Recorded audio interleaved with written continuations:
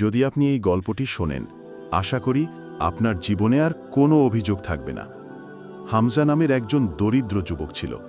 তার জীবিকা চলত মাটির জিনিস তৈরি করে, কিন্তু দিন দিন তার ব্যবসা নষ্ট হয়ে যাচ্ছিল।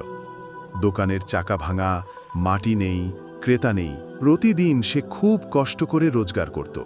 তবুও ফজরের নামাজের পর যখন মসজিদের সামনে দাঁড়ানো এক বৃদ্ধ লোককে দেখত, তার খাবারের অর্ধেক ভাগ করে দিত।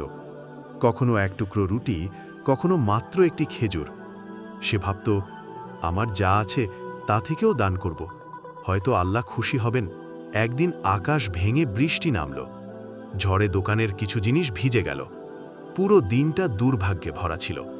পকেটে একমাত্র যা ছিল তা হলো একটি খেজুর। সেই অবস্থাতেও ফজরের পর বেরিয়ে পড়ল।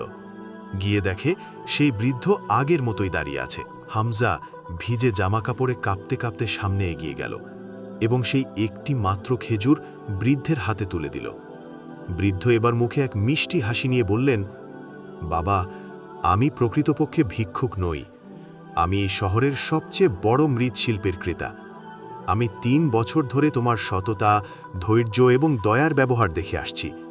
আমার কাছে এখন বড় অর্ডার আছে, কিন্তু বিশ্বস্ত মৃৎশিল্পী নেই। তুমি কি সেই কাজ নিতে প্রস্তুত? হামজা স্তব্ধ হয়ে গেল।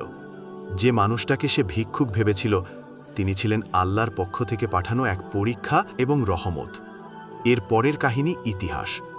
কয়েক মাসের মধ্যে হামজার ছোট দোকান একটি বড় কারখানায় রূপ নেয়।